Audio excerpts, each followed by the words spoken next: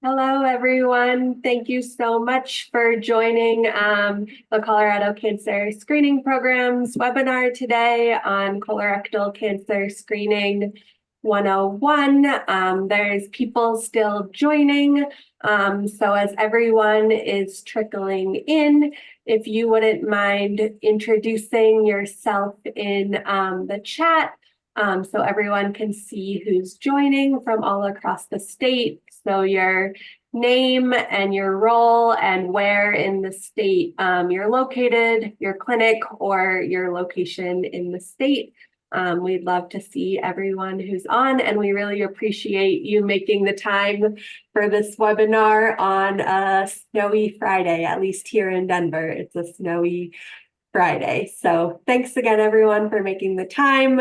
I think most of you know me. I'm Elsa Staples. I'm the Senior Program Manager for the Colorado Cancer Screening Program. And we're really excited to finally host the CRC Screening 101 webinar, as it is Colorectal Cancer Awareness Month in March, and many of you have been engaged in increasing awareness in your communities and getting more people screened throughout your participation in the program, but especially boosting efforts during March this year.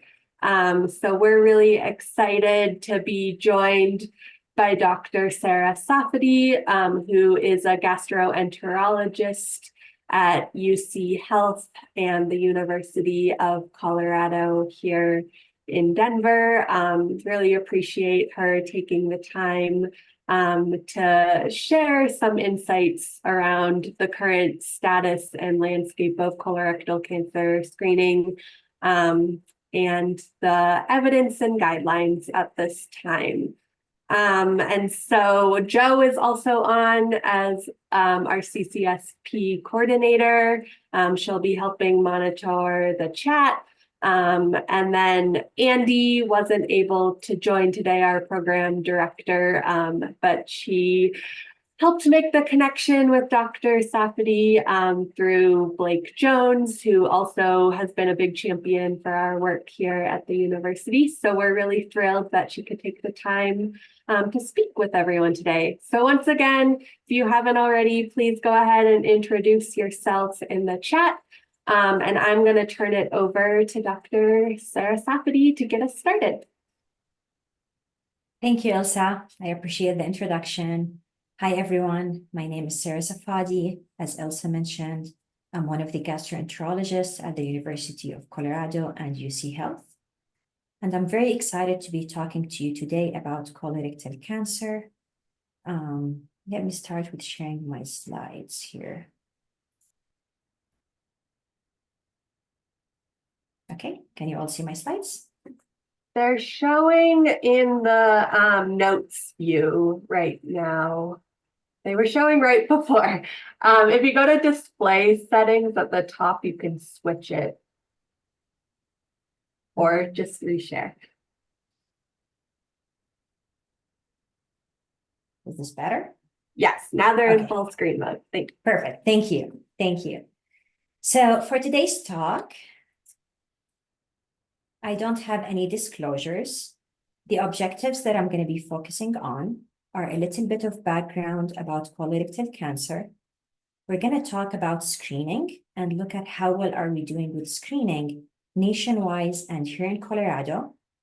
We're going to look at the guidelines for both average risk people and the high risk individuals. We're going to talk about different screening tests and compare them. And at the end, we're going to talk about some tips to increase the screening completion. A little bit of background: colorectal cancer is the third most common cancer, and it is the second leading cause of cancer-related death. However, if we look at men younger than 50 years of age, it is actually the #1 cancer-related death in that age group. The lifetime risk for any individual to get colorectal cancer is around 4%, and the overall incidence rate is around 36 individuals out of every 100,000 people. In 2024 in particular, we're estimating that there will be around 153,000 new cases of colorectal cancer, and around 53,000 people will die from colorectal cancer. And if we look in Colorado in particular, there will be over 2,000 new cases of colorectal cancer in 2024 alone, and of those, over 800 people are expected to die from it. Let's look a little bit at the risk factors for colorectal cancer. We all know that the risk for colorectal cancer increases with age.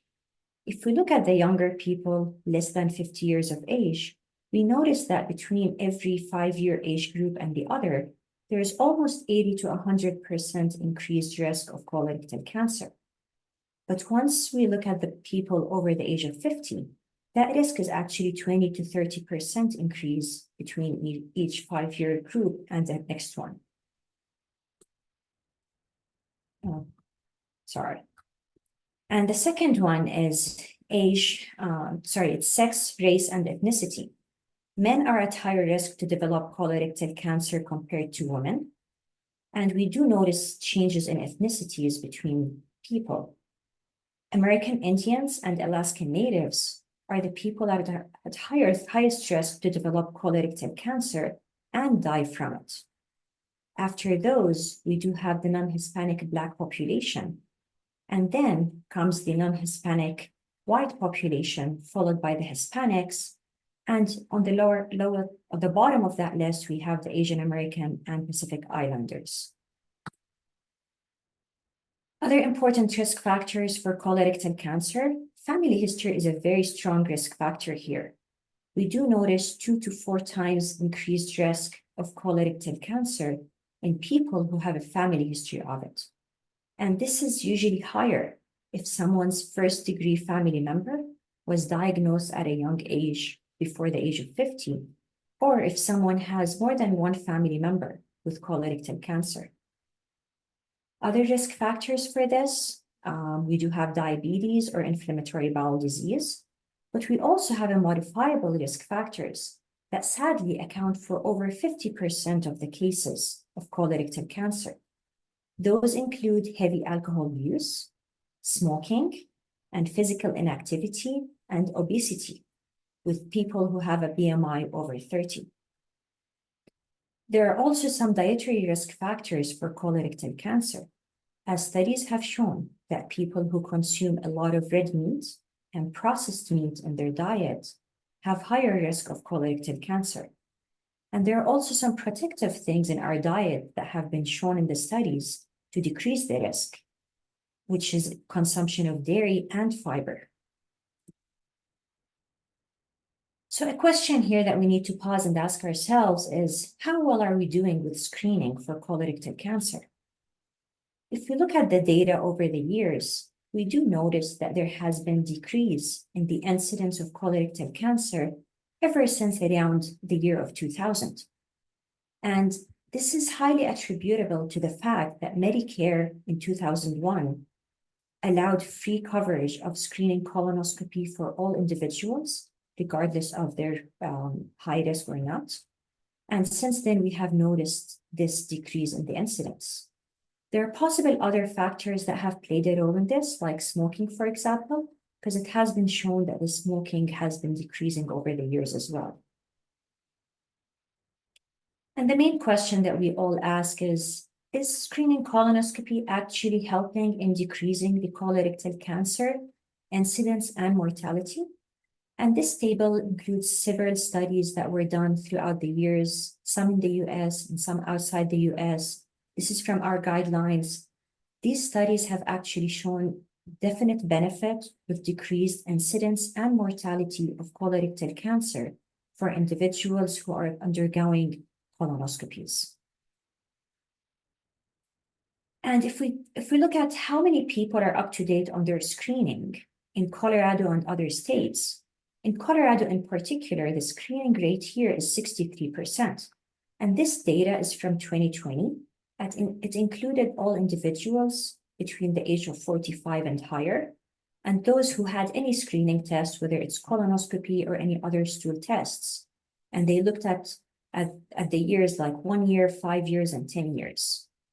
And you do notice that we're kind of in the middle of the states. The highest state is DC, that reached 70% in their screening rate. And this is just a map of the US that shows similar numbers. The darker the blue color is the higher the screening rate. And the lighter one means we have lower screening rate. And for some reason, we're doing better on the east of the United States compared to the west. If we look in Colorado in particular, we do also notice differences in different regions in Colorado with the screening tests, with the screening rates. The yellow one gives us the highest screening rate. In certain areas, we're reaching higher than 72%, up to 96% in our screening rate, while the purple one shows that there are some areas that we need to do a better work in increasing the screening for colorectal cancer. The incidence rate in Colorado in particular is 31 out of 100,000 individuals. And we notice the similar differences as nationwide in terms of male getting it more than females, the differences in the race, and the Hispanic origin. And the good news, though, is that we're still seeing decrease in the incidence rates in Colorado over the years. One very hot topic in colorectal cancer is the young onset colorectal cancer. I'm sure all of you have seen at least one patient who's young and has had colorectal cancer in their 20s or 30s or 40s. If we look at the data of the older people over 65 years of age, we have been noticing decrease in the incidence of colorectal cancer and mortality in that age group. But if we look at the younger people between 20 and 49, sadly, there has been an increase in the incidence of colorectal cancer. And for the people between 50 and 64, even though we saw some decrease in the incidence initially, since like 2010, we have been seeing an increase in the incidence in this age population. And what we've noticed is that the incidence rate of colorectal cancer in a 50-year-old in 1992 is less than the current incidence rate for the age group of 45 to 49. And over the last 2 decades, every year we have seen an almost increase 1% in colorectal cancer incidence in people less than the age of 50. So this is a very concerning thing. What we also notice about young people with colorectal cancer is that they're most likely to present with symptoms, especially hematochezia or blood in the stool, as well as abdominal pain. And hematochezia, they tend actually to present with it more than the older people with colorectal cancer. We also notice that young people tend to have more left-sided tumors, especially rectal cancer in this age group. And patients tend to be more likely women than men. The main question, of course, is why are we seeing all this increase in colorectal cancer in young people? There's lots of research going on nowadays trying to answer that question. But likely contributors that we know as of now is obesity and reduced dietary quality for this age group. And the sad part is that the early onset patients are more often diagnosed with advanced disease. Around 27% of these people are diagnosed with distant metastases versus 20% of older patients. There are a couple of different reasons why that could be the case. One is because abdominal pain and blood in the stool are common symptoms, and diagnosis is being delayed because we try to treat hemorrhoids, we try to delay colonoscopy for these patients, and by the time we get to do it, probably the cancer has already metastasized. What do the guidelines recommend? The most recent guidelines that we have is one from the US Preventive Services Task Force that came out in 2020, and the other guidelines are from the American College of Gastroenterology in 2021. And both of these recommended starting screening at the age of 45, which is something you all have noticed in the last few years. There's a main difference that came out with these recent guidelines as well, is the interval to do a surveillance colonoscopy after finding polyps on the initial colonoscopy. In the past, when we used to find 1 to 2 small adenomas, the recommendation used to be repeating colonoscopy in 5 years. However, ever since 2020, the recommendation changed to waiting to 7 to 10 years for these people with only 1 to 2 adenomas that are small in size. And for people with 1 to 2 sessile serrated polyps, there is a wide range to repeat colonoscopy between 5 and 10 years. And the main change here as well was for people between 3 to 4 adenomas. And the recommendation changed that we can wait for 3 to 5 years to repeat the colonoscopy for them. But there was no change in the 3-year recommendation for someone with advanced adenomas or someone with 5 to 10 polyps. And if you look at the numbers here, this makes us feel a bit better on why are we waiting for 7 to 10 years for people with 1 to 2 small adenomas. Because the risk of someone having metachronous advanced neoplasia after a negative first colonoscopy, meaning we do not find any adenomas or polyps in the patient's initial colonoscopy, this person still has a risk of developing cancer later on of 3.3%. Compared to someone where we only find 1 to 2 adenomas that are small, less than 10 millimeters, the risk of that patient is 4.9%. So these are not very different from each other. And that's why guidelines have recommended waiting for 7 to 10 years to repeat the colonoscopy. What about the age group of 75 to 85? This is a common question that we get from primary care and from all doctors. The guidelines recommend individualizing recommendation in this age group. The main thing that we need to remember is that the net benefit in this age group is small, mainly because if someone has a colonoscopy at the age of 74 and we remove a polyp or we don't find polyps, the benefit is not going to be now. The benefit is going to be after 7 to 10 years. Because for new polyps to develop and grow and become cancer, it takes at least 10 years for that to happen. So the first question is, how long is this patient expected to live? Is the life expectancy for this individual 5 years, 10 years, 20 years? Because that's going to help us decide if this patient would benefit from another colonoscopy or not. The second big question here is, what is the screening history for that patient? Is this patient someone who's had negative screening colonoscopies, like 3 normal colonoscopies so far, without any polyps? Because that's someone that's low risk to develop colon cancer.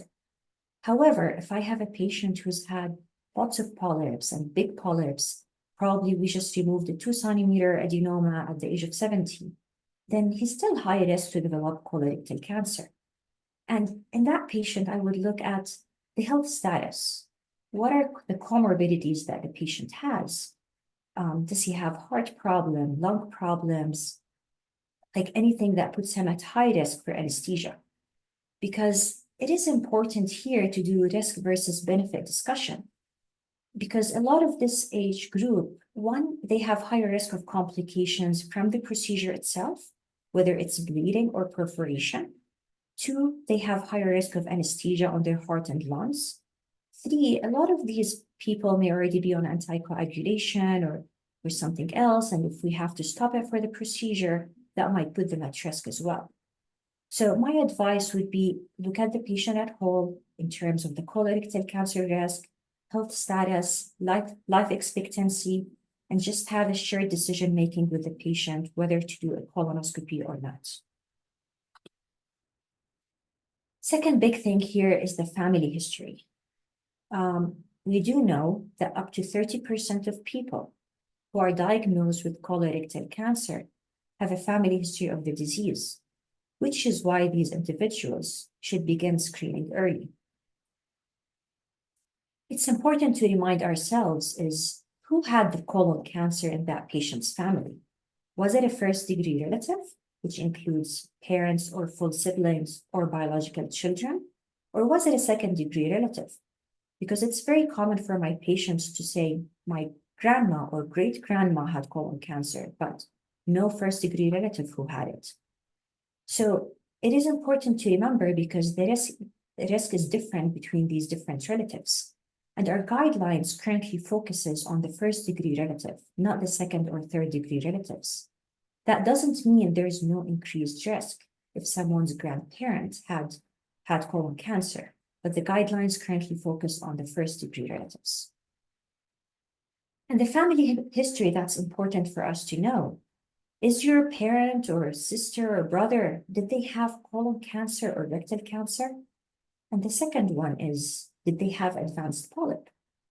This is something that's not easy to get because some patients may say, my dad had polyps, but they're not going to know, is it a large polyp? Is it advanced histology like tubulovillus or high-grade dysplasia? So sadly, this gets missed, but it does have the same risk for the individual if his father had large polyp in his 40s versus had colorectal cancer in his 40s. And this is a table to summarize what the guidelines say. So basically, if the patient had a first-degree relative who had a colorectal cancer before the age of 60, we have to start screening at the age of 40 or 10 years younger.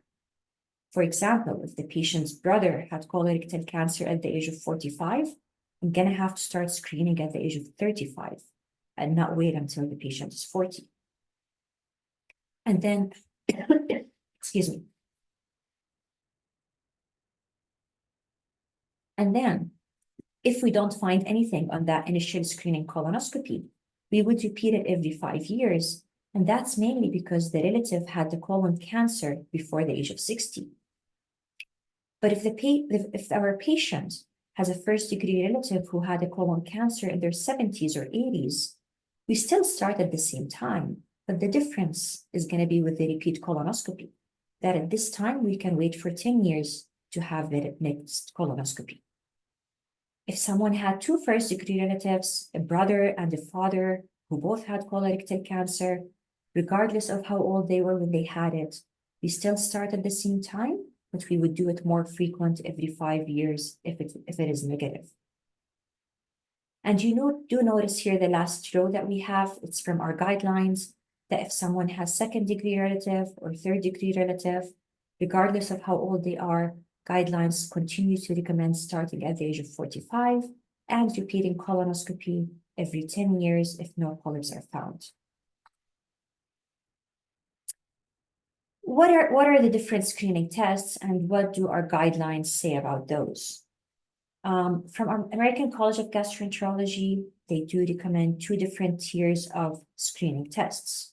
Tier 1, which is the preferred screening tests, are either a colonoscopy every 10 years or a FIT test every 1 year. While in Tier 2, we do have the multi-target stool DNA, which is the Cologuard, that we do it every 3 years, or they recommend flexible sigmoidoscopy every 5 to 10 years, or CT colonography every 5 years, or colon capsule every 5 years. Colonoscopy, it's definitely the one that gives us the highest sensitivity and specificity because we're examining the entire colon. We can biopsy and remove the polyps if we see them, and we can diagnose other diseases as well. However, let's not forget that it can be expensive. It is invasive. It does have possible complications, and there's some inconvenience for the patient, especially if they have to take time off from work, receiving sedation, having a ride to take them home. If someone is high risk for anesthesia or has lots of comorbidities, that is actually a contraindication to proceed with colonoscopy. Flexible sigmoidoscopy is kind of the same, but we don't go throughout the whole colon. We just examine the last third of the colon, so the patient does not need the full prep. We just usually give them a couple enemas on the day of the procedure. We may or may not give anesthesia according to the patient's preference. The fecal occult blood test. This is a test that was more common before. It's easy. It's done at home.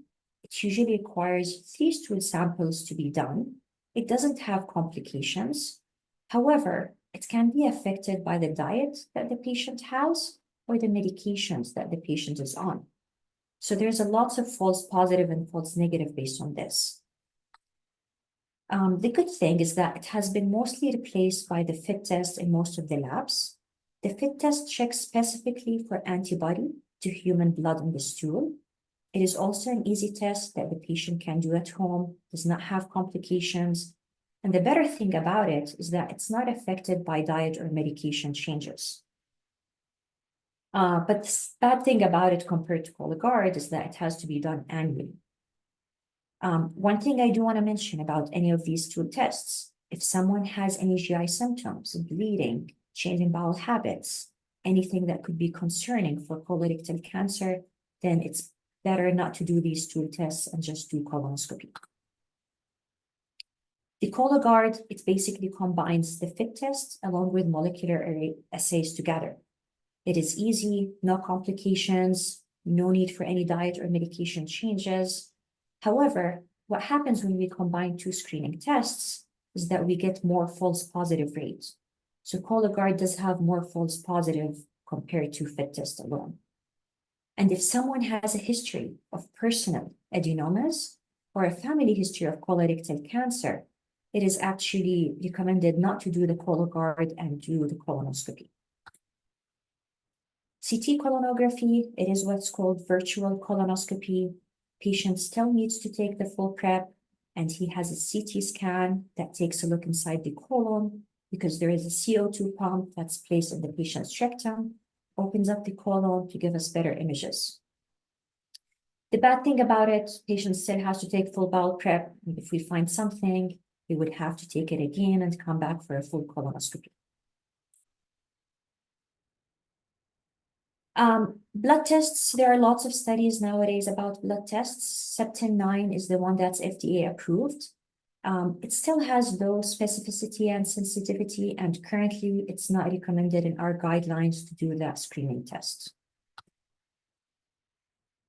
And this is a comparison between different sensitivities and specificities of these tests. As you notice, the colonoscopy has the highest sensitivity to detect colorectal cancer, large polyps, or small polyps. And then we do have the Cologuard that has the highest sensitivity to detect colorectal cancer, and then followed by the polyps. The FIT test actually depends on what is the cutoff that we're using for the hemoglobin in the stool. Usually the cutoff that most labs use is 20. And with that, we get around 73 to 75% sensitivity for colorectal cancer. But there are lots of studies nowadays comparing FIT test versus colonoscopy with using lower cutoffs like 10 instead of 20, and they show us even higher sensitivity that can reach as high as 90%. And a question that we all have is, are these screening tests actually helping us in decreasing the incidence rate and mortality rate for colorectal cancer? The short answer is yes. There are lots of studies that have showed that the rate is decreasing with screening. We don't really have great data on how often we should be doing these screening tests, but it's just been modeling studies that have showed that doing FIT every 1 year, Cologuard every 3 years is the recommended time.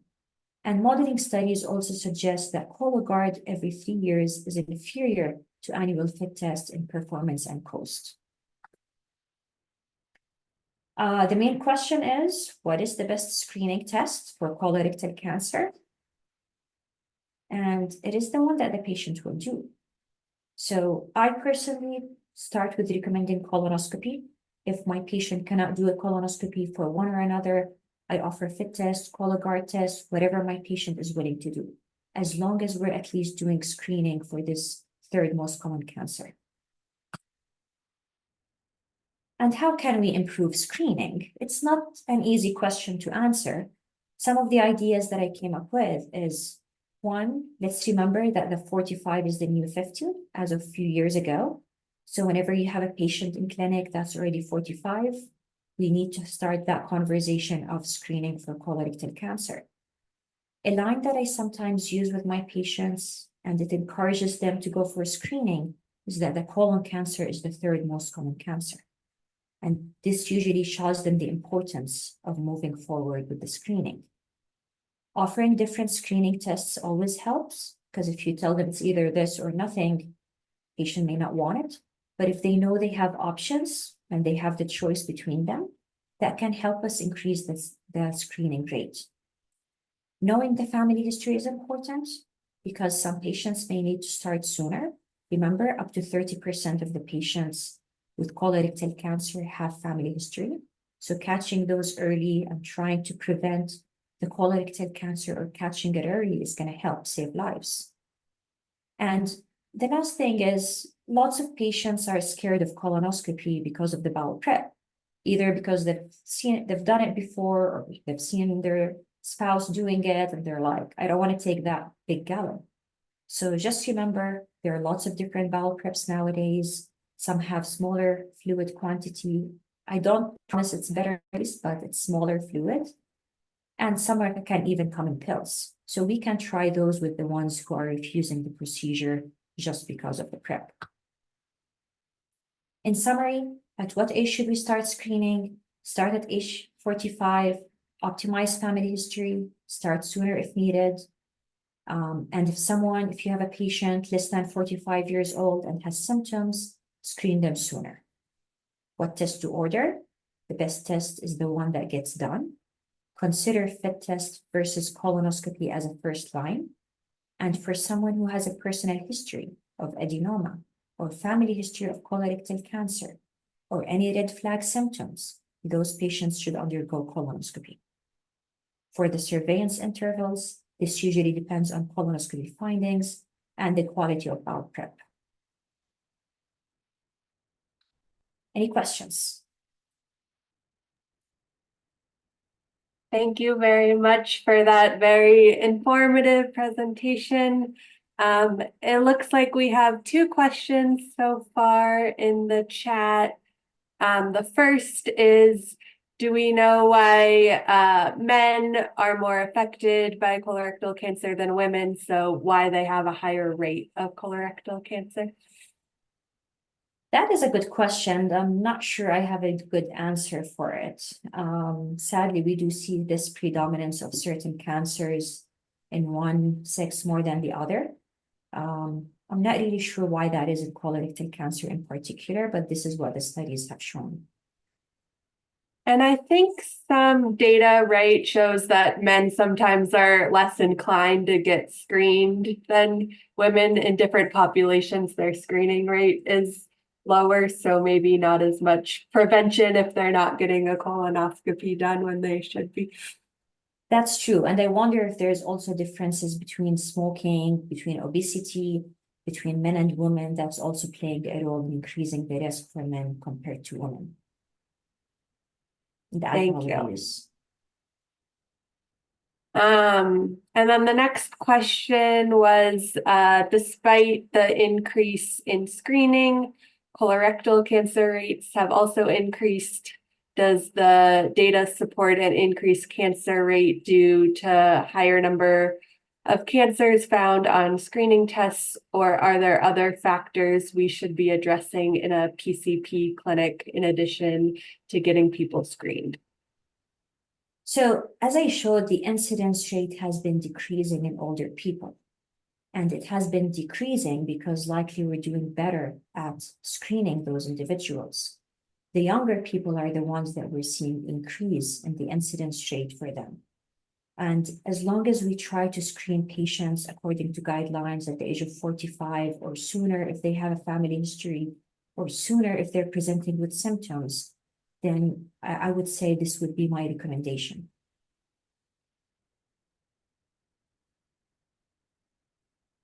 Great, thank you. Other questions for Dr. Safadi? People are also welcome to come off mute to add any questions or comments as well.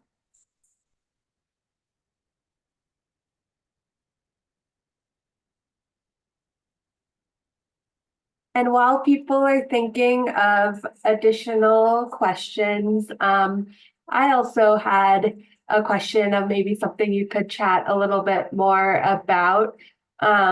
for individuals like patient navigators or medical assistants or others who are discussing screening with patients, do you have any tricks on talking through with patients who are maybe hesitant about getting screened, to maybe help demystify some misconceptions, or just otherwise encourage them to get screened and really to take that step and action?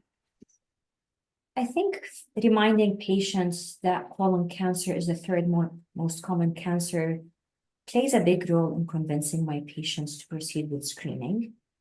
Also reminding them that there are different screening options, because for some patients, they think colonoscopy is the only way to go. They're scared of invasive procedure, being put under anesthesia. So reminding them that we do have stool test options that can also help us screen for colorectal cancer might help convince some of them. Bowel prep, as I mentioned, seems to scare a lot of people away from colonoscopy if it's needed. And we do have lots of different options for bowel prep. And it would be helpful to remind patients of that, even at the time we recommend the colonoscopy. Because some people, we order it for them and they never get it scheduled. So hopefully that can help getting them on the schedule. I had a quick question, if I could interrupt. Thank you Yeah. first, Dr. Safadi, for all the information. My name is Vanessa. I'm a nurse practitioner at our local nonprofit, and we mostly see uninsured. And so I struggle a lot with positive fits, never getting colonoscopies, right? My biggest, I guess, question, do you have any recommendation and or would you recommend ever going the Cologuard route if I do have a positive fit and I know they're never going to get the colonoscopy or can't afford it, since it's a quarter or a third of the fraction of the cost of a colonoscopy? Would that benefit? Would that kind of, help press for that more? So you're talking about someone who had a positive fit test, Yeah. and then we may offer Cologuard after. The problem with Yeah. Cologuard is that it's basically a fit test plus a molecular assay. So it's a Mm-hmm. combination of two screening tests.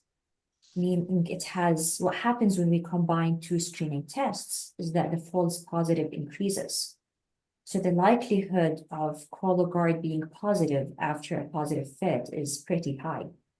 Okay. So I'm not sure it's gonna change anything. Yeah. And even repeating a fit test, even if it comes back negative, just having one positive fit test would make me worried that that patient might have polyps or even tumor or cancer in his colon. So the best way to do after a positive fit test or positive stool test is actually colonoscopy, and nothing else is going to help us answer that question whether they have cancer or advanced polyp or not. Great. And do you know of any other additional resources other than like Colonoscopy Assist currently in the state of Colorado to get our patients to a colonoscopy at a lower cost, or any programs or anything? I personally do not. I don't know if Elsa, you're familiar of, because it is a problem for uninsured patients. Colonoscopy is not a cheap procedure. It is definitely expensive. And for someone without insurance, it means at least several $1,000s out of their pockets. Yeah, Colonoscopy Assist will do it for about $1,450 if a patient qualifies, but that's still, I mean, we can't get anybody to get one done. Thank you so much. Yeah, I wish I had a good answer for this. I don't know if you have other resources, Elsa. Yeah, and this is still, and Vanessa, I know we've chatted about this, one of our biggest barriers in Colorado for patients overall, that there isn't like a program that will just provide those colonoscopies at a very low or no cost for anyone who needs them and has a significant financial barrier. Colonoscopy Assist, of course, is a great resource, but still is a very large cost for a number of patients. And then the recent legislation around hospital discounted care, that if a patient is able to pursue a colonoscopy or they already have an established referral with a hospital, that they need to be offered by the hospital at least a payment plan, but also there's caps on how much they can be charged. And then in some cases, they can get the procedure at a very low rate, even lower than colonoscopy assist. So right now, those are our two biggest resources in Colorado, but as we've talked about, that's something that's very big on our radar. We've been in conversations with many other groups trying to pursue other avenues for additional resources. So sometimes there's free days that certain providers will host, or different endoscopy centers. So as we continue to find out more information, we'll share with you all. But yes, definitely still such a need to advocate for more resources in this area. Also, if I could just hop in real quick. So I'm Allie Bain with the American Cancer Society. I know a lot of you, but I also don't know a lot of you. But this is something that we know is a big need in Colorado. And I think the Colorado Cancer Coalition and the Colorectal Cancer Task Force, like, this is something that we are really trying to figure out. So we've been meeting with different GI clinics to say, like, maybe if you do too, and you do too, like, how do we build this like kind of pro bono screening situation? Or, if we have a GI that's willing to do this, like, can someone else provide an anesthesiologist? Can someone else provide like the supplies? So this is something that's definitely on the radar. Like, I mean, I would honestly say this might be like the biggest problem related to cancer in Colorado, of what do we do with positive stool tests that people need follow-up colonoscopies that they cannot afford them, nor are they available. So it's definitely like on a larger radar. And if anybody is interested in like getting more involved in this conversation, I think there's definitely people that are trying to do that, including CCSP analysis team. But yeah, just kind of wanted to chime in on that like, we're not alone. This is a problem everywhere, especially with our uninsured folks. So yeah, definitely something we're trying to figure out. We don't know what the answer is, but we're trying to like just navigate it and figure out like, who are the partners, who are the players, who are the people at the table that could potentially support this work moving forward. Yeah, I appreciate you, Allie, and also always for giving us data. I always ask, no matter the room I enter, because sometimes, I don't know about something and I learn something new every time. But we work closely with all you guys and really do appreciate all the teamwork and whatever we can do to help always in that, we're game. Yeah, we definitely appreciate your voice in all of this, Vanessa. Like, don't stop advocating for your patients. Thanks. Yeah, absolutely. 100% would echo everything Ali said. And I think there's a big meeting about this to be scheduled in the spring. So hopefully some new things will come out of that we can share with all of you.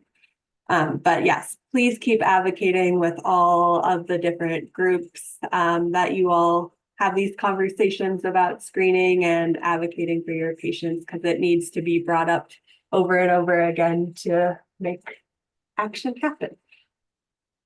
I saw one other question in the chat from Carol with Pick Place in Marillac.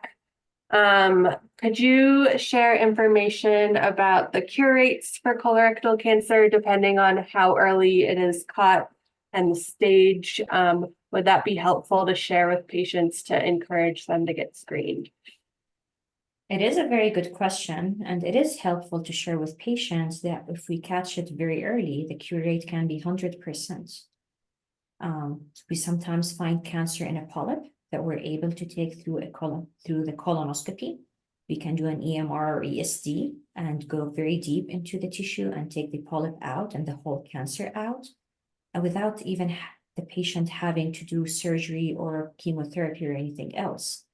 And sometimes if it's deeper than that, Patient may need to have surgery to remove just one part of that colon, and then the cure rate can still be 100% if it's very early in the disease. So that's a very good point, and hopefully sharing it with some patients would encourage them to be on top of the screening.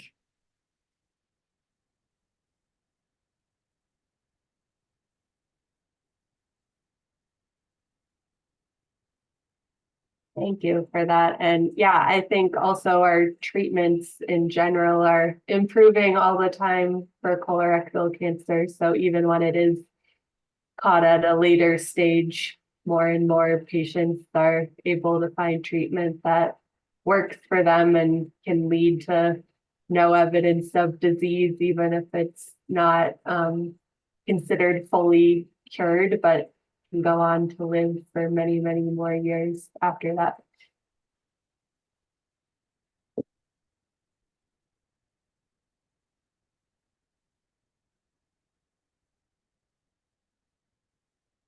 Other thoughts or comments for Dr. Safadi?